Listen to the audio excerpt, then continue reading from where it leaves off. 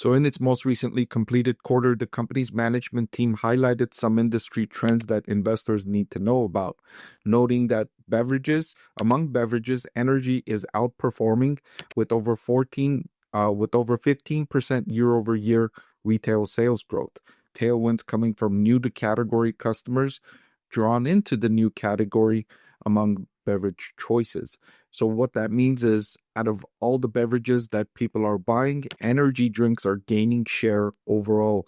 People are buying more energy drinks than other drinks they did previously. So it's a category that's growing, and Celsius is within that category, gaining share within the category that's gaining share in the broader energy drink market. For the 13 weeks that ended June 29th, Celsius reported retail sales growth of 29% and volume increased 31%, reflecting broad-based consumer demand as execution and strong execution at retail. Remember, Celsius partners with PepsiCo, which helps the company strategically in opening new doors and distribution channels. So the management team is reiterating that the acquisition of Alani will expect to achieve $50 million in run rate cost synergies over 2 years, contributing to the company's stronger cash flow and stronger profit margins as the company digests this acquisition. And these types of acquisitions generally have a synergy associated within. Think about it this way.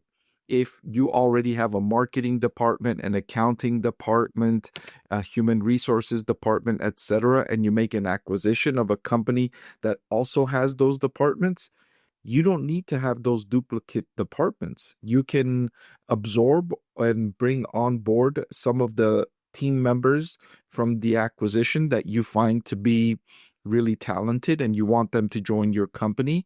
Otherwise, you can let go of many of the people. Unfortunately, acquisitions lead to significant job loss because there's a lot of duplicating roles, and it leads to cost synergies, which decreases the total cost when you combine two companies versus if you have these two companies operating separately, they will have higher costs associated. So I mentioned I've had Celsius rated as a buy all year long, and I'm updating that recommendation today, reiterating my buy rating. Of course, I don't like the stock as much as I did in January, but I still like the business. It's generating solid growth in a category that's growing overall. Click the link below to watch the full video.